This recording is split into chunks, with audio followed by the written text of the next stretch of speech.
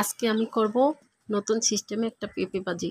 তো আমি প্রথমে কড়াইয়ে একটু তেল দিয়ে দিয়েছি। তেলের মধ্যে সামান্য পরিমাণ মতো রসুন কুচি দিয়ে রসুনটাকে হালকা ব্রাউন কালার করে ভেজে নেব। তো আমি এতে নেড়ে চেড়ে একদম ব্রাউন কালার করে নেব। যখন একটু হালকা ভাজা হয়ে যাবে তখন আমি এর মধ্যে পেঁয়াজ কুচি এবং মরিচ কুচি দিয়ে দেব। তো এইগুলোকেও আমি একটু ভেজে নেব। হ্যাঁ, অনবরত নাড়তেছি। ভাজা হয়ে গেলে এর ভিতরে আমি পেঁপে কুচি দিয়ে দেব। তো এই পেঁপে ভাজিটা রুটি, পোলাও, আপনার পরাটা, সব কিছুর সাথে জমে যায়। একবার ট্রাই করে দেখতে পারেন। আমি যেভাবে করছি ওভাবে একবার ট্রাই করে দেখতে পারেন। পেঁপে ভাজিটা আসলেই অনেক মজার হয়। তো এই তো আমার এই পেঁপে পেস্টটা হালকা একটু ভাজা হয়ে গেছে। এখন আমি এর মধ্যে পেঁপে কুচি সাথে একটু আলু কুচি দিয়ে দেবো। আলুটা একটু পরিমাণ কম দিয়েছি, পেঁপেটা একটু বেশি। তো আমি এগুলো দিয়ে এখন অনবরত আবার নাড়বো। নেড়েচেড়ে আমি পুরোটা মিক্স করে নেব। আমি এখন এর মধ্যে লবণ দিইনি, যেহেতু লবণ দিলে পানি ছেড়ে দেবে, এর জন্য আমি আগে পেঁপেটাকে তেলে ভেজে নেব। এই যে আমি ভাজতেছি, তো পেঁপেটা একদম তেলে যখন ভাজা হয়ে যাবে, যখন পেঁপেটা একটু হালকা সিদ্ধ মতো হয়ে আসবে, তখন আমি তার ভিতরে লবণ দিয়ে দেব।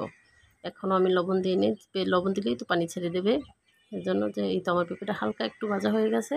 তো এখন আমি এর মধ্যে লবণ দিয়ে দিছি পরিমাণ মতো লবণ দিয়ে সবগুলো একসাথে মিক্স করে নিচ্ছি। আপনারা সত্যি এই পেঁপে ভাজিটা আমি যেভাবে করছি ওভাবে বাসায় একবার ট্রাই করে দেখতে পারেন। সত্যিই অনেক মজার, বাসার সবাই খুব পছন্দ করবে। আমি তো প্রথমবার বানাইছি, পর আমার বাসার সবাই খুব পছন্দ করে খেয়ে নিয়েছে। তো এই পেঁপে ভাজিটা আমিও বুঝতে পারিনি এতটা মজার হবে।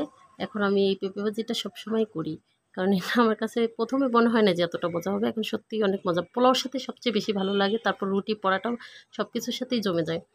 তো আমি এগুলো একদম নেড়েচেড়ে সব মিক্স করে দিয়েছি। এখানে আমি একটু হলুদ দিচ্ছি তেলের ভিতরে, যেহেতু হলুদ দিলে একটু পেঁপে ভাজিটার কালার হয়। আমি সাথে কাঁচামরিচ দিয়েছি, আর অন্য কোনো মরিচ দিইনি, লাল মরিচের গুঁড়োও দিইনি, একটু কাঁচামরিচ, হলুদ দিয়ে দিয়েছি। এই তো আমার এই যে তেল ছেড়ে দিয়েছে। আমি কোনো একটু পানি দেবো না, আমি পুরো পেঁপে ভাজিটা তেলের উপরে ভাজবো, পানি ছাড়া একদম তেলে ভেজে নেব। এই তো আমি অনবরত নেড়ে নিচ্ছি। তো পেঁপে ভাজিটা যখন একদম সেদ্ধ হয়ে যাবে তখন আমি সরা দিয়ে ঢেকে দেবো। এর আগে সরা দিয়ে ঢেকে দিইনি, যেহেতু সরা দিয়ে ঢেকে দিলে পেঁপের উপরে একটা চামড়ার একটা আবরণ পড়ে, যার জন্য আমি ঢেকে দিইনি। তো আমি ঢাকনা পরে দিয়ে দেব। হ্যাঁ, এখন আমি এটাকে পুরাটা একদম ভাজা না হওয়া পর্যন্ত নেড়েচেড়ে ভেজে নেব, যাতে তলা লেগে না যায়। আর দ্বিতীয়ত, এটা থেকেই একটু পানি ছাড়ছে, তাতেই সিদ্ধ হয়ে গেছে। আমি কোনো পানি দিইনি, পুরো পেঁপে ভাজিটা আমি তেলে করে নিয়েছি। এই তো আমার পেঁপে ভাজি হয়ে গেছে, শেষ। এখন এই দেখেন পরিমাণ মতো তেল দিয়ে দিয়েছি, তা তেল ছেড়ে দিয়েছে। এই যে আমি তুলে নিচ্ছি।